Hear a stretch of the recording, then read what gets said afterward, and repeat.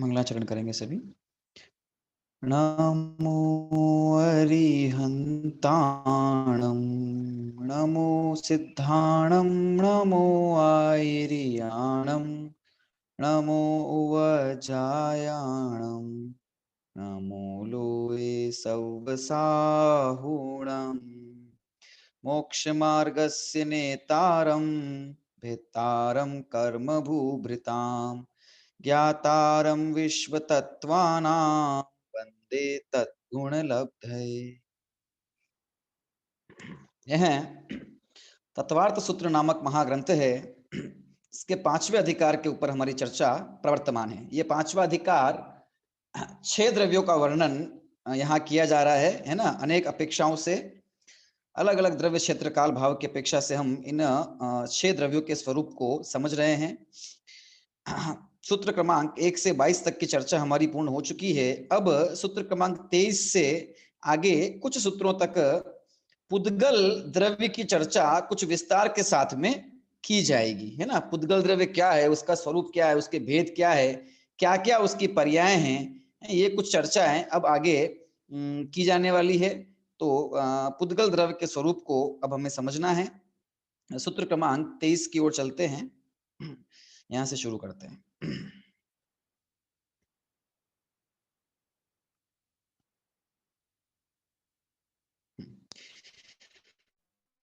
सूत्र क्रमांक 23 आपके सामने आपकी स्क्रीन पर है, आपको सबको दिखाई दे रहा होगा। थोड़ा मैं इसको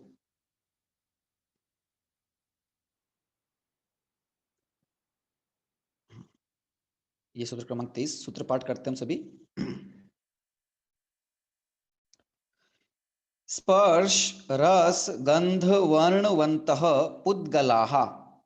स्पर्श रस गंध वर्णवन्तः पुद्गलाः। स्पर्श रस गंध वर्णवन्तः पुद्गलाः। ठीक है, सूत्र विच्छेद करते हैं।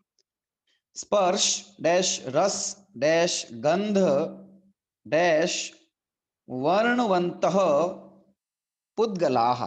ठीक है, पुद्गल द्रव्य की यहाँ बात हो रही है। पुद्गला शब्द से हमें ज्ञात हो जाता है। तो जो पुद्गल होते हैं अब उनका विशेष स्वरूप यहाँ बताया जा रहा है कि जो पुद्गल द्रव्य हैं वे कैसे होते हैं कि वे स्पर्श रस गंध और वर्णवंत है। ये मतु प्रत्यय का प्रयोग किया बहुवचन का है ना। जैसे कि शक्तिमान शब्द होता है ना, वहां भी मतु प्रत्यय का इस प्रकार से प्रयोग होता है ना। बुद्धि बुद्धिमान शक्तिमान बलवान, ये सब मतु प्रत्यय का प्रयोग है ना। कोई किसी चीज से युक्त हो वहां पर इसका प्रयोग किया। जैसे शक्ति से जो युक्त है वो शक्ति है ना, बल से जो युक्त है वो बलवान, ठीक है, बुद्धि से युक्त है वो बुद्धिमान है ना, धन से जो युक्त है वह धनवान। तो ये सब मतु प्रत्यय का प्रयोग है संस्कृत में। उसी प्रकार से जो स्पर्श रस गंध और वर्ण से युक्त है उन्हें पुद्गल कहते हैं। ठीक है, ये मतलब है इसका। बहुवचन का इसलिए वंत हो गया।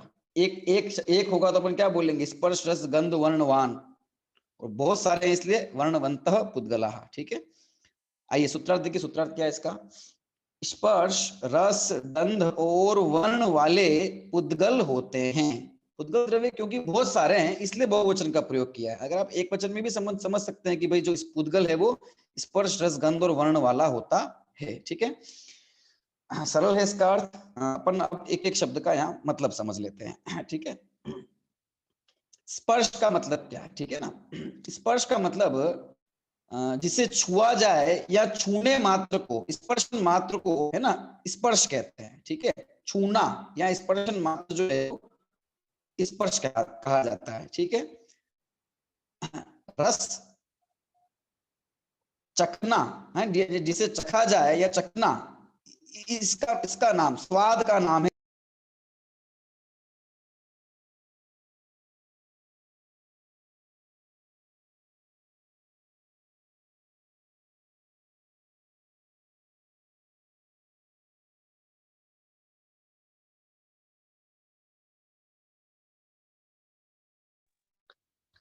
स्पर्श और रस की चर्चा हमने की है ना। स्पर्श किसे कहना है ना, छूने का नाम स्पर्श है ना, जिसे छुआ जाए छूने का नाम जो है वो स्पर्श। ठीक है, रस रस किसका नाम है, स्वाद का नाम है रस, ठीक है। गंध, गंध मतलब स्मेल, जो वस्तु की जो स्मेल है, गंध है ना, जिसे सूंघा जाए वो गंध। और वर्ण, वर्ण मतलब रूप, है ना। रंग, रंग को ही वर्ण कहा जाता है, ठीक है। ये स्पर्श रस गंध वर्ण का अर्थ हुआ। ये जो स्पर्श है ना, स्पर्शन जो होता है वो स्पर्श कितने प्रकार का होता है?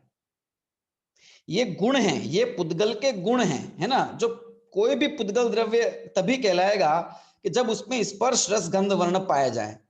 अगर स्पर्श रस गंध वर्ण नहीं है तो वो पुद्गल द्रव्य नहीं कहा जा सकता, पहली बात। दूसरी बात, अगर एक भी गुण उसमें है तो इसका मतलब चारों ही उसमें विद्यमान है, ठीक है।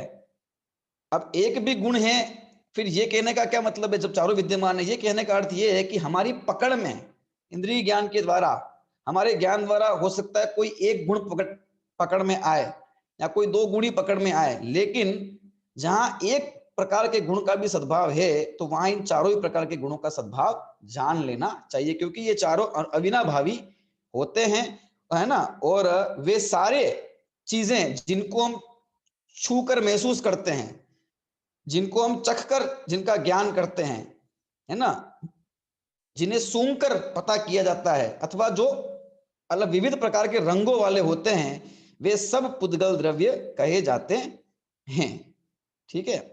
बहुत सारे पदार्थ ऐसे हैं जिनमें जिनका स्पर्श रस गंध और वर्ण सब प्रकट ख्याल में आता है। बहुत सारे वो स्थूल पदार्थ ऐसे हैं जो प्रकट ख्याल में आ जाते हैं, ठीक है ना, है ना। जैसे जो भोजन हम करते हैं, है ना, तो उसका स्पर्श हम करते हैं, बिना स्पर्श के भोजन कैसे करेंगे, है ना। रस, रस तो होता ही है उसमें, खट्टा मीठा जो भी है। गंध भी होती है उसकी, है ना। और वर्ण भी कुछ ना कुछ होता है, तो स्पर्श ख्याल में, ये स्थूल स्थूल स्कंद है इसलिए। लेकिन कुछ स्कंद ऐसे होते हैं कि जिनका, है ना, कोई एक ही गुण ख्याल में आता है या दो ही गुण ख्याल में आते हैं, बाकी ख्याल, जैसे कि हवा है, अब वायु का हमें स्पर्श ख्याल में आता है लेकिन और चीजें ख्याल में नहीं आ पाती। वर्ण नहीं पता वायु कहाँ में, है ना। रस नहीं पता कैसे कैसे स्वाद होता है उसका, पर उसमें वो चारों चीजें उस स्कंद के अंदर मौजूद होती है, ठीक है ना। इस प्रकार से हमको उसको ग्रहण समझना चाहिए, ऐसे अपन जान सकते हैं, ठीक है। ये सब पुद्गल होते हैं।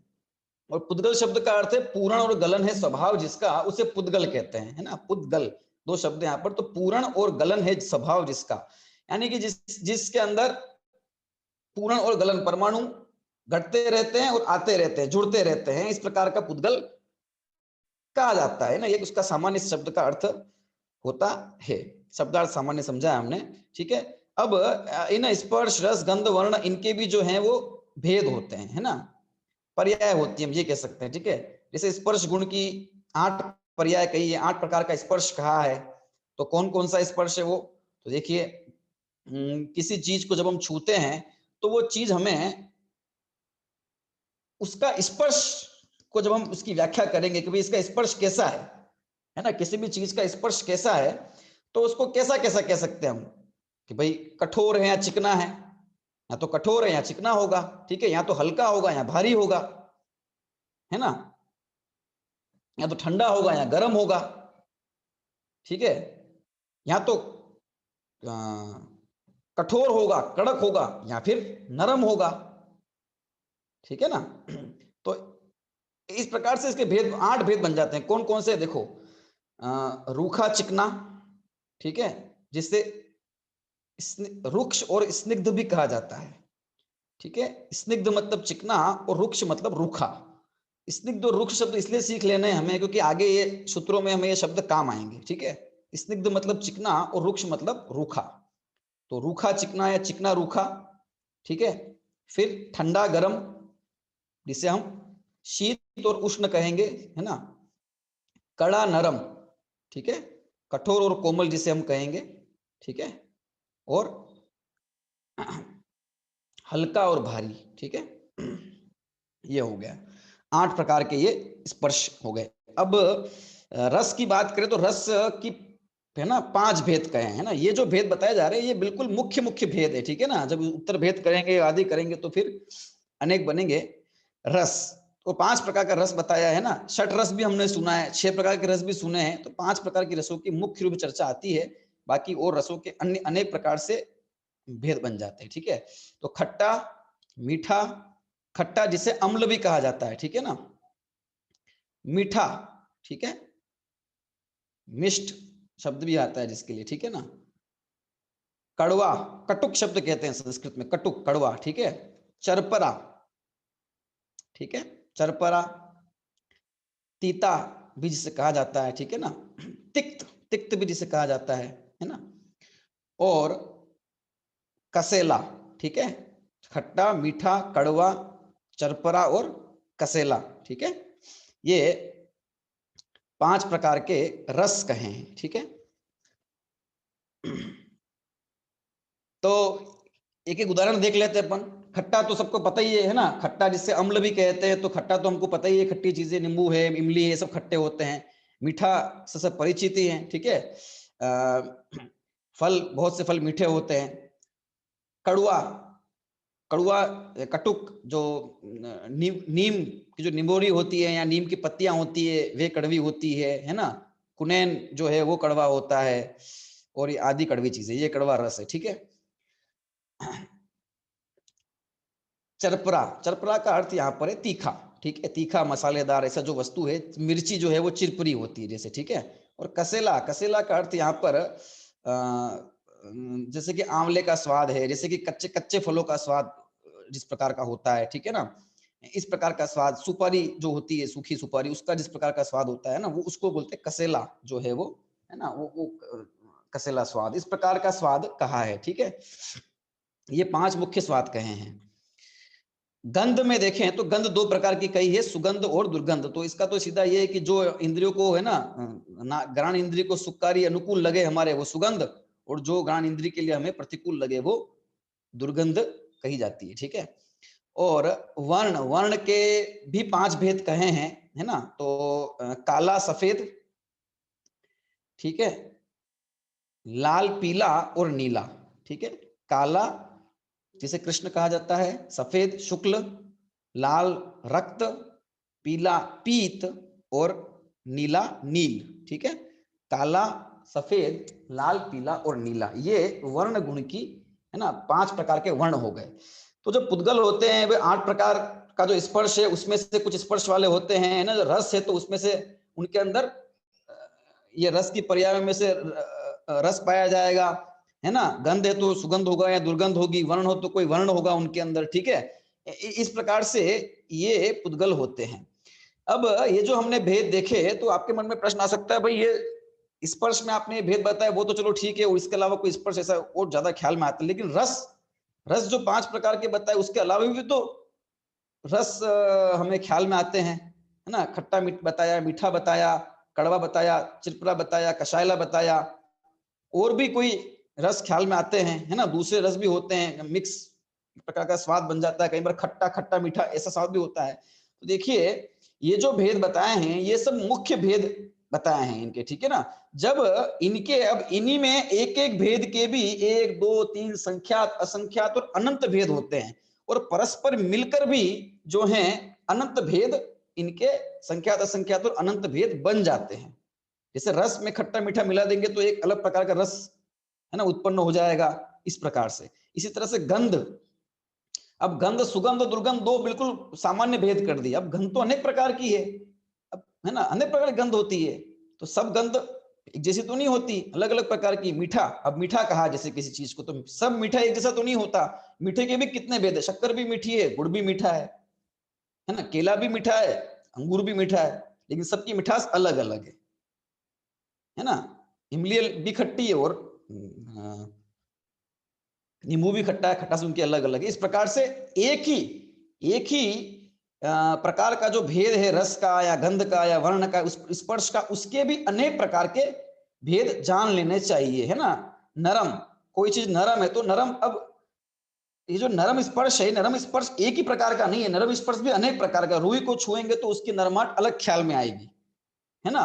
और छोटा कोई बालक है या शिशु है, उसकी त्वचा को जब छूते हैं, उसके गालों को जब छूते हैं तो वे भी नरम है, और रुई भी नरम है, लेकिन दोनों की जो नरम स्पर्श है उसमें अंतर है। ऐसे अनेक प्रकार का नरम या कठोर आदि स्पर्श जो भेद है वो हो सकते हैं। वर्ण, वर्ण के अंदर आपने 5 ही रंग गिनाए, लेकिन रंग तो कितने होते हैं ना, अनेकों रंग होते हैं। तो इन्हीं रंगों को परस्पर आपस में मिलाकर अथवा एक ही रंग के अनेक प्रकार के, जैसे काला तो काला है ना, गहरा काला, कम काला आदि आदि, हमने जो भेद भी देखे थे सब 7 प्रकार के नरक पृथ्वी के, वहां भी देखे थे ना किस किस प्रकार से भेद है। कहने में तो सब काला ही है, ठीक है, लेकिन अलग अलग अलग उसके कई भेद हो जाते हैं और आपस में मिलकर ही ये अनेक प्रकार के रंग बन जाते हैं, ये 5 रंग जो बताए हुए हैं, ठीक है।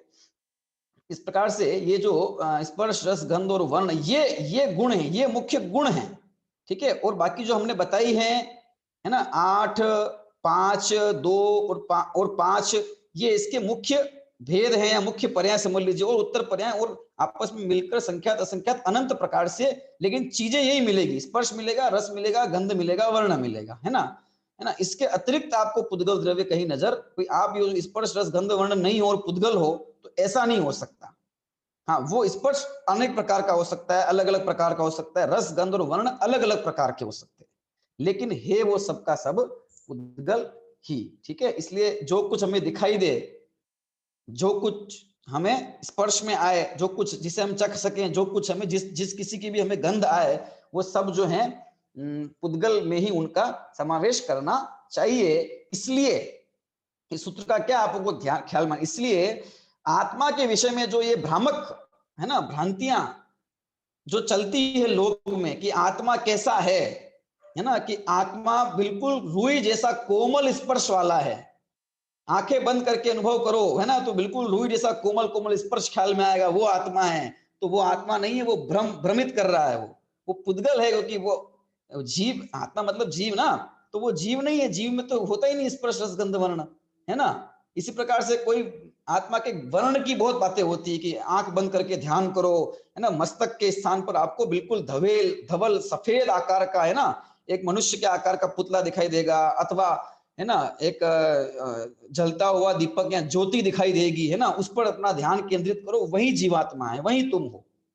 इस प्रकार के अनेक प्रकार के जो ध्यान या अनेक प्रकार के आत्मा विषयक, है ना, उसके रूप और स्वरूप को बता देने का भ्रामक प्रचार किया जाता है, तो वो उससे हमें बचना चाहिए, क्योंकि वो आत्मा नहीं है। जो दिखाई देता है वो आत्मा कैसे हो सकता है ना, जो तो वो तो सब जो है वो पुद्गल है, ठीक है। अब यहाँ एक सामान्य सा प्रश्न ये भी खड़ा हो जाता है कि भाई रूपिण पुद्गला कहा था ना पहले सूत्र में, रूपिण पुद्गला, तो जब रूपिण पुद्गला कहा था तो फिर जो रूपी है वो पुद्गल है, और रूपी का मतलब ये किया था कि जो स्पर्श रस गंध वर्ण वाला है, तो फिर यहाँ पर ये दोबारा सूत्र को देने की क्या आवश्यकता है, क्योंकि सूत्र में तो यही है ना कि सूत्र कम से कम होने चाहिए और शब्द भी उनमें कम, अक्षर भी कम से कम होने चाहिए। तो यहाँ उसका प्रयोजन ये है कि वहां जो रूपिण पुद्गल कहा था वो नित्यावस्थित अन्य रूपाणी एक सूत्र कहा था, जिसमें ये कहा था कि भाई द्रव्य जो है वो नित्य है, अवस्थित है और अरूपी है, सभी द्रव्य नित्य अवस्थित और अरूपी है, ऐसा कहा था। तो वहां पर वो जो पुद्गल द्रव्य है वो अरूपी नहीं है, इस बात का निषेध करने के लिए नीचे वो सूत्र दिया था रूपिण पुद्गला। लेकिन यहाँ पर उस रूपिण का क्या विशेष अर्थ है और पुद्गल का क्या विशेष स्वरूप है उसको बताने के लिए सूत्र दिया है, इसलिए दोनों सूत्रों का जो प्रयोजन है वो थोड़ा देने का भिन्न भिन्न है, इसलिए यहाँ पर पुद्गल का स्वरूप जो है वो विशेष रूप से खोलकर बताया गया है। तो ये बात ख्याल में आ गई हमें ना कि स्पर्श रस गंध वर्ण मंत्र वाले पुद्गल हैं, है ना, और आत्मा जो है वो जीव जो है वो ना तो स्पर्श, ना तो छुआ जा सकता है, ना चखा जा सकता है, ना उसको सूंघा जा सकता है, और न ही उसको देखा जा सकता है। इसलिए कोई ये कहे कि कहाँ है आत्मा, है कहाँ है आत्मा, कहाँ है जीव, आत्मा आत्मा करते तो हो पर है कहाँ, दिखाओ जरा, है ना, दिखाओगे तो मानेंगे, पर जो जिसका स्वरूप ही नहीं है उसको कैसे दिखाया जा सकता है। आत्मा का स्वरूप है ही नहीं कि वो उसमें वर्ण गुण हो, वो तो पुद्गल है, तो फिर आत्मा को कैसे दिखाया जाएगा, है ना। इसलिए कोई कहे कि भाई आत्मा को दिखाओ, तो बोले आत्मा को देखा तो नहीं जा सकता, है ना, लेकिन उसका ज्ञान के द्वारा अनुभव जरूर किया जा सकता है, और उसकी विधि शास्त्रों में बताई गई है ना। जो वाद विवाद करने से नहीं, शांति से बैठ के स्वाध्याय करने से समझ में आती है, ठीक है। इसलिए ये विवाद का विषय नहीं है, शांति से बैठ के, विवाद का नहीं संवाद का विषय है ना। तो शांति से बैठ के समझे तो आत्मा ख्याल में आता है। देखिए अब ये तो स्पर्श के पुद्गल के मुख्य गुणों की चर्चा होगी। भाई स्पर्श रस गंध वर्ण ये उसके मुख्य गुण है, जितने जितने प्रकार के पुद्गल जितनी अवस्थाओं में मिलेंगे वो अवस्थाएं जो उसकी है वो स्पर्श रस गंध और वर्णमय ही होगी। जो ख्याल में हमें आ रही है या जो नहीं आ रही है वो इन्हीं गुणों में से कोई ना कोई एक प्रकार की उसकी अवस्था होगी, ठीक है ना। इन्हीं गुणों में, यही गुण उसमें मुख्यता से होंगे, ये गुण जरूर होंगे, ठीक है, और इनकी अवस्थाएं उसमें पाई जाएगी। तो पुद्गल कितने प्रकार की उसकी अवस्थाएं होती, किन किन अवस्थाओं में, है ना, किन किन प्रकार से वो पुद्गल पाया जाता है, क्योंकि हमें लोक में अनेक प्रकार की चीजें दिखाई देती है, उनके आकार अलग, उनका रूप अलग, उनका रंग अलग, है ना।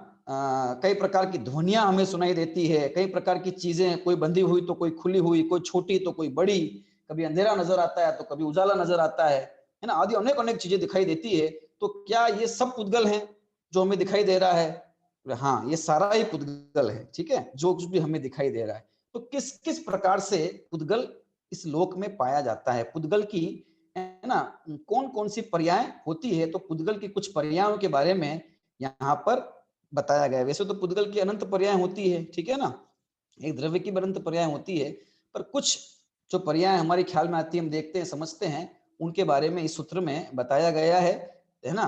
तो पूर्व में गुणों के बारे में बता दिया, अब पर्यायों के बारे में बता रहे हैं। आइए अपन देखते हैं, ठीक है। फिर अपन ये भी देखेंगे कि इन चारों गुणों के साथ में इन पर्यायों को अपन बिठाएंगे, कहाँ कौन सी पर्याय बैठेगी, ठीक है ना, किस किस गुण के साथ में मुख्यता से किसको जोड़ा जा सकता है, वो अपन बाद में देखेंगे, क्योंकि ये सूत्र जो है इसका भावार्थ लंबा है बहुत, ठीक है। तो उपयोग पूर्वक सुनेंगे सूत्र को भी और सूत्र के अर्थ को भी ध्यान से, ठीक है। वैसे तो बहुत अच्छा इसमें चार्ट दिया हुआ है, इसमें जो चार्ट दिया हुआ है इस सूत्र संबंधी, उस चार्ट के अंदर पूरा है ना, समझ लीजिए कि सर्वार्थ सिद्धि और तत्वार्थ राजवार्तिक में जो वर्णन किया हुआ है विस्तार से, उसका एक प्रकार से सार दे दिया है, सार रूप में चार्ट बना दिया है।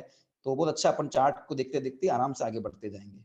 आइए सूत्र पाठ करते हैं। सबसे पहले सूत्र क्रमांक 24, शब्द बंध सौक्ष्म्य स्थौल्य संस्थान भेद तमस छाया तपोद्योतवंतश्च। वापिस, शब्द बंध सौक्ष्म्य स्थौल्य संस्थान भेद तमस छाया तपोद्योतवंतश्च। पुनः सूत्र पाठ करेंगे सभी। शब्द बंध सौक्ष्म्य स्थौल्य संस्थान भेद तमस छाया तपोद्योतवंतश्च, ठीक है। संश्लिष्ट पद है पूरा सूत्र, सूत्र विच्छेद करते हैं आराम से। हाँ देखिए, शब्द डैश बंध डैश सौक्ष्म्य डैश स्थौल्य डैश संस्थान डैश भेद डैश तमह डैश छाया डैश आतप डैश उद्योतवंतः डैश उद्योतवंतः प्लस च, ठीक है। शब्द बंध सौक्ष्म्य स्थौल्य संस्थान भेद तमह छाया आतप उद्योतवंतः प्लस च, ये सूत्र का हमने सूत्र विच्छेद कर दिया। आइए अपन सूत्रार्थ देख लेते हैं।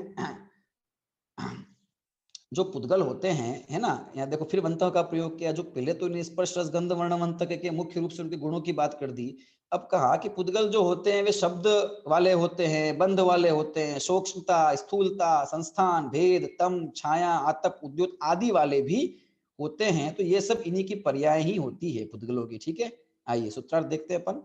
तथा वे जो पुद्गल हैं, वे मतलब वे जो पुद्गल हैं वे कैसे होते हैं? शब्द बंध सूक्ष्मत्व स्थूलत्व संस्थान भेद अंधकार छाया आतप और उद्योत वाले होते हैं। जितने नाना प्रकार के पुद्गल पाए जाते हैं वे इन इन प्रकारों रूप से मुख्यता से पाए जाते हैं। वैसे तो अनेक प्रकार है, ठीक है, इन इन प्रकारों रूप से इस लोक में उपलब्ध होते हैं, ठीक है। इस शब्द का एक सामान्य सामान्य अर्थ देख लेंगे, फिर अपन विस्तार में जाएंगे। शब्द, शब्द का मतलब है ना जिसे सुना जाए वो शब्द, ठीक है, तो शब्द रूप होते हैं।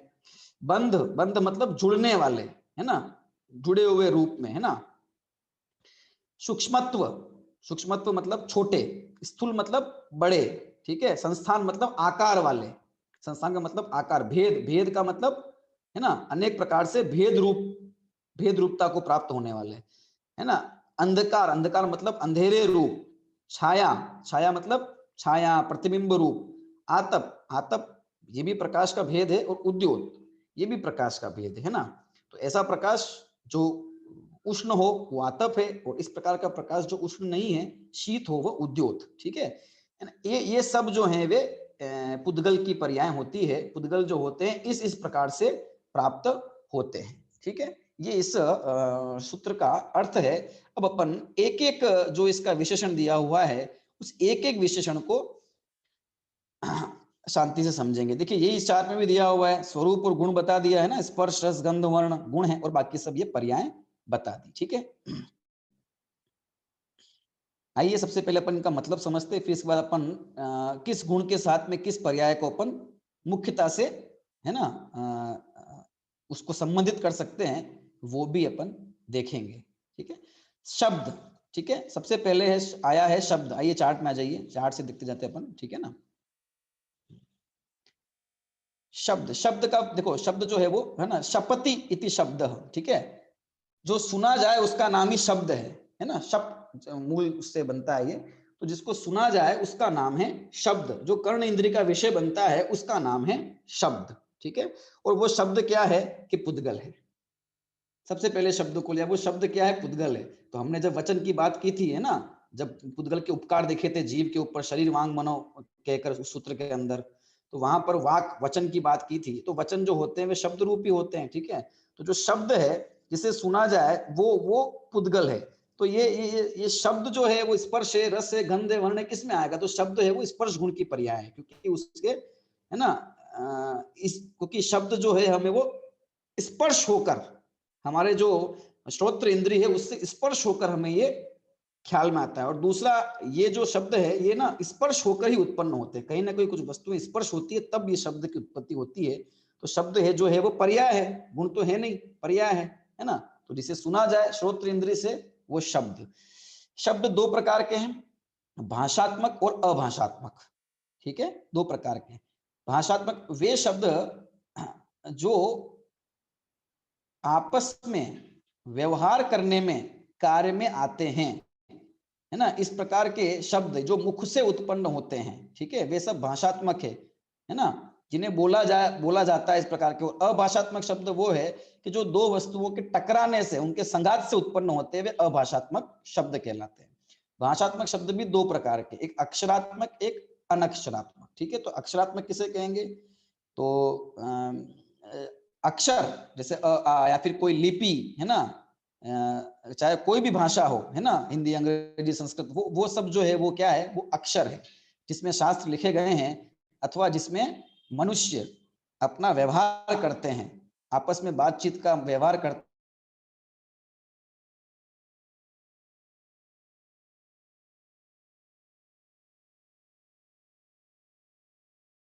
अक्षरात्मक भाषा, अक्षरात्मक भाषा का ही एक भेद है। अनक्षरात्मक है ना, दो इंद्रिय आदि की जो भाषा है ना, उनकी भी अपनी एक भाषा है, उसमें भी वे जो है वो बात करते हैं, लेकिन वो अक्षर रूप जिस प्रकार से हम बात करते हैं उस रूप से नहीं है ना, एक ध्वनि रूप से है। तो उसको जो है वो अनक्षरात्मक भाषा जो है वो कहा गया है। पशु पक्षी इत्यादि अनेक प्रकार के जो है ना वो शब्द इत्यादि करते हैं, तो उससे वो उनका है ना परस्पर वो समझ लेते हैं। ठीक है, इसके अलावा जो मनुष्यों के संकेत रूप जो वचन है ना, जैसे कि हाथ से इशारा कर दिया इत्यादि, तो संकेत वचन, इशारा नहीं, संकेत वचन से अपन ये लेंगे कि जिस प्रकार से हमने ऐसे ऐसे ध्वनियां मुंह से निकलने वाली कि जिनको अपन कोई अक्षर रूप नहीं दे सकते, है ना, ऐसी ध्वनियां, जैसे कि अनेक प्रकार के शब्द है, जैसे कि हम बोले कि इस प्रकार से किसी को आवाज देनी हो या बुलाना हो, इस प्रकार से अनेक अपन समझ सकते हैं मुंह से निकलने वाली ध्वनियां। ठीक है ना, कोई कुछ कार्य कर रहा हो ठीक नहीं है तो उसको रोकने के लिए इस प्रकार से बोल दिया। अब ये कोई अक्षर नहीं है, इसका कुछ बना है ना, ऐसा कुछ लिख भी नहीं सकते, लिखेंगे तो वो ख्याल में भाव आएगा नहीं, पर ये सब अनक्षर। और फिर जो दिव्य ध्वनि तीर्थंकरों की होती है वो भी जो होती है अनक्षरात्मक होती है, ओंकार में कहा जाता है, पर वो अनक्षरात्मक ध्वनि उसको कहा। यद्यपि सब जीवों को अपनी अपनी भाषा में वो समझ में आ जाती है, वो उनके जीवों की योग्यता है, पर उसकी कौन सी कहने का मतलब शब्द है या अक्षर है, तो वो अनक्षरात्मक उस दिव्य ध्वनि को भी कहा जाता है। ठीक है, तो ये सभी क्या है, ये प्रायोगिक हैं। अभी हम शब्द के भेद में चल रहे हैं, भाषात्मक और अभाषात्मक। अभी हमने सिर्फ भाषात्मक की बात की। भाषात्मक मतलब भाषा जिससे मनुष्य या तिर्यंच आपस में एक दूसरे की भावों को समझने का व्यवहार करते हैं अथवा जो मुख से उत्पन्न होती है वे सब भाषात्मक है ना। अब आप कहेंगे कि दिव्य ध्वनि तो मुख से उत्पन्न नहीं होती, दिव्य ध्वनि सर्वांग से उत्पन्न होती है, पर अनक्षरात्मक भाषा में इसको ग्रहण किया गया है, ठीक है ना। भाषा इसलिए है क्योंकि इससे समझ में आता है ना, उससे हम जगत के स्वरूप को, है ना, छह द्रव्यों के स्वरूप को, आत्म स्वरूप को समझते हैं, इसलिए। ठीक है, इसमें दो भेद हो गए। अभी एक और आप समझ लीजिए, एक भेद आगे भी आपको जब भेद समझेंगे तो वहां काम आएगा, वो है दो शब्द का अर्थ देखना। एक तो है प्रायोगिक और दूसरा है वैश्रसिक। पहले भी हमने इसका प्रयोग किया था, अभी पहले भी सूत्र पढ़े थे, वहां पर भी कहीं कहीं। तो प्रायोगिक और वैश्रसिक दो शब्द हैं। प्रायोगिक मतलब जो जो कुछ भी, जो क्रिया या जो पर्याय पुरुष के या मनुष्य के या तिर्यंच आदि के प्रयोग से, है ना, उनके करने से, उनके करने के निमित्त से, उनके प्रयोग के निमित्त से हो, इसमें जीवादि का निमित्त माना जाए, ठीक है, वो प्रायोगिक है। और जो प्राकृतिक रूप से अपने आप ही हो, वो वैश्रसिक है ना। तो ये जो भाषा है, ये भाषा किसी न किसी के द्वारा की जाती है। शब्द रूप जो भाषा है, अक्षरात्मक हो या अनक्षरात्मक हो, भाषात्मक रूप से जो शब्द है वो किए जाते हैं। कोई बोलेगा, है ना, तभी अक्षर या जो भी हमने अनक्षर कहा है तो वो निकलेंगे, है ना, वो स्वतः ही नहीं निकलेंगे अपने आप, ठीक है। अब जो अभाषात्मक भेद किया है, तो ऐसे शब्द जो दो वस्तुओं के आघात से परस्पर उत्पन्न होते हैं, है ना, जिनका कोई ऐसा कोई सार्थक अर्थ भी नहीं होता, और जो न ही जो भावों को इत्यादि को, है ना, मुख्य रूप से समझाने के लिए होते हैं। ये अलग विषय है कि उनके द्वारा भी कभी कभी कोई इशारे कर दिए जाते हैं, ठीक है ना, लेकिन वे भाषा नहीं है, ठीक है। तो जो अक्षर रूप नहीं होते हैं, है ना, और मनुष्य तिर्यंच आदि के द्वारा तो वे सारे जो हैं वे अभाषात्मक, जिससे हम ध्वनि कह सकते हैं सामान्य शब्दों में, ना, नॉर्मल आवाज, किसी भी प्रकार की आवाज जो भाषात्मक नहीं, वो अभाषात्मक है। उसके भी दो भेद हैं, प्रायोगिक और वैश्रसिक। तो प्रायोगिक का अर्थ वही जो पुरुष के प्रयत्न से उत्पन्न हो, वो जो आवाज है, वो जो ध्वनि है, उसको अभाषात्मक कहा जाएगा। तो ऐसी आवाज क्या क्या हो सकती है जो पुरुष के प्रयोग से उत्पन्न हो, कि हर पुरुष के प्रयोग से अर्थ यहाँ पे जीव के प्रयोग विशेष से, यहाँ तिर्यंच के प्रयोग विशेष से यहाँ लेना चाहिए ना। ऐसा कोई नहीं कि भाई आदमी करेगा तो ही आवाज है। तो जैसे कि कुछ भी ले लीजिए आप, जैसे कि आप बैठे हुए हैं और चम्मच, मान लो चम्मच है और थाली है, तो चम्मच से, है ना, थाली को बजा रहे हैं, वो जो आवाज उत्पन्न हो रही है वो प्रायोगिक आवाज हो गई, है ना, क्योंकि वो किसी ने प्रयत्न पूर्वक उत्पन्न की है, ठीक है। और भाषा नहीं है कोई, टन टन टन की आवाज है खाली, बस इस प्रकार से, है ना। तो अनेक इस प्रकार से भाषा हो सकती है जो पुरुष के, जहां पर पुरुष के प्रयत्न से उत्पन्न हो, उसका निमित्त पना लगता है, वो सब ठीक है। उसके मुख्य रूप से चार भेद कर दिए, देखो कौन कौन से, वो सब वाद्य यंत्र के हिसाब से भेद कर दिए। तत्, वितत, गण और सुशिर। तत्, वितत, गण और सुशिर। तो देखिए कौन कौन से हो गए इसमें, देखिए तत्, तत् मतलब चमड़ा जिन पे मड़ा रहता है, अथवा जो चीजें मड़ी रहती है, ऐसे जो ढोल, नगाड़े, तबले इत्यादि, उनके बजाने से जो आवाज होती है वो तत् है ना। वितत आवाज किसे कहेंगे, तार वाली जो वस्तुएं होती है, जो तारों के झंकार से, वीणा है, गिटार है इत्यादि के झंकार से जो उत्पन्न होती है, वे वितत है, ठीक है। गण, है ना, तो गण मतलब घंटा या फिर ताल, ठीक है, या फिर मंजीरा इत्यादि बजाने से जो आवाज उत्पन्न होती है, आपस में गण वस्तुओं के टकराने से जो उत्पन्न की जाती है, वो घुंघरू, देखो यहाँ पे लिखा है जैसे कि, वो सब गण है। और सुशिर, सुशिर मतलब फूंक, फूंक कर जो, जैसे कि बांसुरी बजाई जाती है ना, मुख से और चीजें बजाई जाती है ना, इस प्रकार का जो आवाज उत्पन्न होती है, जिससे बाजा बजाया जाता है, वो उससे जो आवाज उत्पन्न हो, वो सब सुशिर प्रकार की आवाज होती है, ठीक है ना। तो उनको प्रायोगिक विशेष, इसमें विशेष बल लगा है। ढोल पड़ा है तो अपने आप नहीं बज जाएगा, वीणा अपने आप झंकृत नहीं हो जाएगी, है ना, घंटी अपने आप नहीं, कहने का मतलब इस प्रकार से बज जाएगी, ठीक है। दो वस्तु अलग अलग पड़ी हुई है तो, वो मंदिर की घंटी वो अलग विषय की, हवा जोर से आए तो बज जाए, है ना। बांसुरी है तो वो स्वतः ही नहीं बजने लग जाएगी, इसलिए इनको प्रायोगिक कहा गया है, ठीक है ना। तो इस प्रकार से अपन उसको ग्रहण कर सकते हैं, ठीक है ना। और देखिए फिर उसमें वैश्रसिक आवाज का, वैश्रसिक मतलब स्वाभाविक रूप से, प्राकृतिक रूप से जो आवाज, जैसे कि बादलों की आवाज, बादलों के गरजने की जो आवाज है, वो किसी ने पैदा नहीं की, वो अपने आप आ रही है, ठीक है ना। या फिर वो आपस में टकराने से पुद्गल पुद्गल के निमित्त से आ रही है, ठीक है। बादलों के गरजने की आवाज है अथवा झरने की आवाज है ना, ये जो आवाज वगैरह है, ये जो आवाज है ये स्वतः ही समझ लीजिए चल रही आवाज है। पक्षियों पत्तों की जो सरसराहट की आवाज इत्यादि है ना, इत्यादि प्रकार की जो आवाजें हैं जो स्वाभाविक रूप से प्राकृतिक रूप से ही उत्पन्न होती है। ऐसी अनेक प्रकार की आवाजें हम विचार करेंगे तो हमें वो ख्याल में आती है ना। कौन नदियों के बहने की आवाज, समुद्र के लहरों की, है ना, गड़गड़ाहट, समुद्र की लहरों की जो गर्जना है, वो सब, ये सब चीजें कोई पैदा नहीं कर रहा है, ये स्वतः ही अपने आप ही, है ना, पुद्गल पुद्गल के निमित्त से ही उत्पन्न हो रही है। ये वैश्विक आवाजें हैं, ध्वनियां हैं, शब्द हैं जो अभाषात्मक है, कोई भाषा नहीं है उसकी, अभाषात्मक होती है, ठीक है। ये है। और भी जो आवाजें हैं उनको अपन अपने हिसाब से उसको समझ सकते हैं, ठीक है भाई, कौन सी क्या है क्यों नहीं। अब आप जैसे कि प्रश्न पूछ सकते हैं कि भाई रिकॉर्डेड जो आवाज है ना, चाहे वो गीत हो, है ना, चाहे वो प्रवचन हो, अब वो सुन रहे हैं तो वो क्या है, वो कौन सी, उसमें उसको हम कौन किस में लेंगे, ठीक है।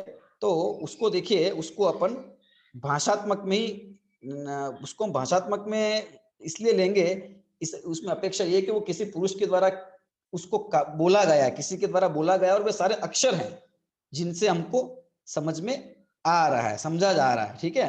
इस प्रकार से वे भाषात्मक शब्द है, ठीक है। लेकिन वे डायरेक्ट इस प्रकार से भाषात्मक नहीं है, तो वे किसी न किसी यंत्र के द्वारा, है ना, यंत्र के द्वारा उनको हूबहू इस प्रकार से कॉपी करके और बजाया जा रहा है, तो वे कंपन से उत्पन्न हुई आवाज है एक प्रकार से, ठीक है। तो इसलिए उसको अपन प्रायोगिक भी कह सकते हैं, प्रायोगिक प्रकार की अभाषात्मकता में भी उस अपेक्षा से उसको अपन समझ सकते हैं। तो कुल मिला के शब्द है और पुद्गल है, तो वो अपन उसको समझ सकते हैं, ठीक है ना। ये इस प्रकार से कुछ भेद कर दिए। तो शब्द के जितने भेद किए, ये मुख्य मुख्य रूप से भेद समझाने के लिए किए हुए हैं। बाकी है ना, शब्द तो अनेक प्रकार के हैं, तो जितने प्रकार के शब्द हैं उतने उसके भेद हो जाएंगे, उतने उस प्रकार की पर्याय हो जाएगी, ठीक है। आइए, ये पहला हमने शब्द को समझ लिया। देखो हाँ, समय हमारा हो गया है। चलिए, शब्द के बारे में हमने समझा है ना, विस्तार है इसमें थोड़ा सा, समझते हैं, कोई बात नहीं। बाकी सामान्य समझने के लिए तो यही है कि भाई शब्द जो है वो पुद्गल की पर्याय है।